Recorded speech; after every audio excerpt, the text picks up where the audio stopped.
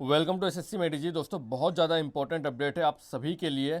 चाहे आप SSC, railway, bank किसी भी एग्जामिनेशन की तैयारी कर रहे हैं, क्योंकि अगर ऐसा होता रहा तो गवर्नमेंट जॉब भी खत्म हो जाएगी और ख़त्म होने की कगार पर पहुंच चुकी है। अभी भी मौका है, आप सभी को इस चौकीदार को भगाओ। यूपी में और कहीं भी इलेक्शन हो रहे हैं, मुझे फ़र्क नहीं पड़ता, मुझे कमेंट सेक्शन में कितनी भी गालियाँ पड़ें, लेकिन जो सही है मैं वो बोलूँगा।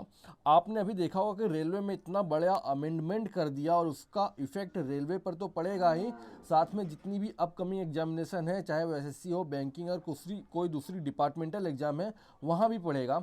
लाखों सीटें देने का दावा भी कर दिया जाएगा और हज़ारों सीटें वैकेंट भी रह जाएंगी। मतलब इनके पास पेपर में दिखाने के लिए तो ये रहेगा कि हमने गवर्नमेंट जॉब दे दी है, लेकिन वहीं दूसरी ओर सीटें भरी नहीं जाएंगी और सारी की सारी वैकेंट रहेंगी। अमेंडमेंट क्या क्या आपको पता है? अभी कुछ देर ही पहले आरआरसी ने एक तीसरा अमेंडमेंट जारी किया है, जिसमें सीबीटी 2 कंडक्ट कराने की बात की गई है। पर जो सबसे इम्पोर्टेंट बात यह है कि वो सबसे बड़ी समस्या है। रेलवे ने जब नोटिफिकेशन निकाला था तब 2 गुना कैंडिडेट को डीवी के लिए बुलाने का प्रस्ताव पारित किया गया था, जिसे सेकेंड अमेंडमेंट के बाद 1.505 गुना कर दिया गया था और अब तीसरे अमेंडमेंट के जरिए इसे 1 गुना किया गया है। इसका मतलब यह है कि डीवी के लिए केवल उतने ही छात्रों को बुलाया जाएगा जितनी वैकेंसी है। कभी भी डीवी में 100% छात्र लोग उपस्थित नहीं हुए हैं।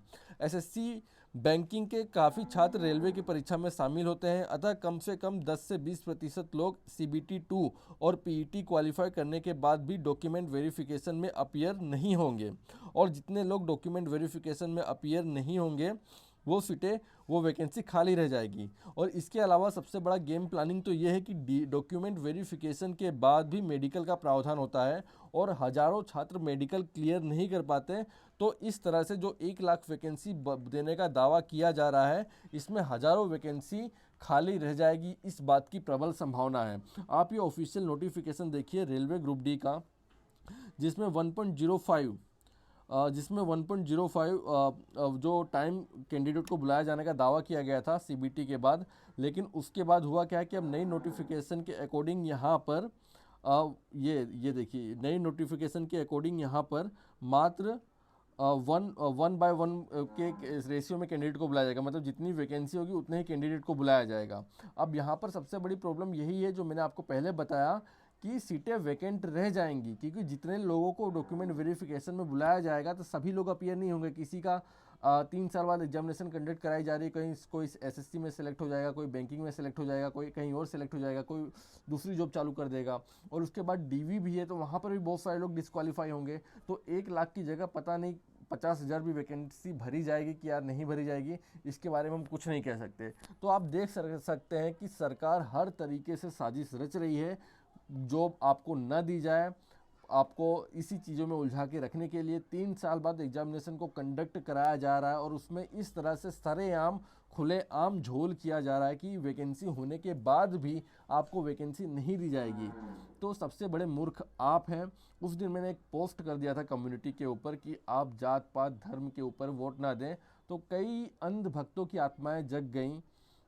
और मैं खुलेआम कहता हूं कि आप इतने पढ़े लिखे होकर अगर जात पात धर्म के राजनीति पर उलझे हुए हैं, हिंदू मुसलमान में उलझे हुए हैं, जिस तरह की पॉलिटिकल पार्टियां, जिस तरह की डिबेट आपको दिखाई जाती है, आप उसी में उलझे हुए हैं, तो आपसे बड़ा मूर्ख कोई नहीं है। आप पढ़े लिखे गंवार हो, ये सिंपल सी बात आप समझ लीजिए। उस दिन कम्युनिटी पोस्ट में जब मैंने डाली तो ये हमारे चैनल पे जो लोग जुड़े हुए हैं सभी ग्रेजुएट हैं, सभी गवर्नमेंट जॉब की प्रिपरेशन कर रहे हैं। अगर पढ़ने लिखने के बाद आपकी बुद्धि का ये हाल है कि आप आज जात पात के नाम पर लड़ रहे हैं, धर्म के नाम पर लड़ रहे हैं, धर्म के नाम पर वोट कर रहे हैं, तो आपसे बड़ा मूर्ख कोई नहीं है। इस सरकार ने, चाहे ये जहाँ भी है, पिछले 4-5 सालों में जितने भी स्टूडेंट हैं उनकी मतलब रीढ़ की हड्डी तोड़ दी है। इस तरह का खुलेआम ये काम, इस तरह छात्र के हित में नहीं है, ऐसे काम कर रहे हैं।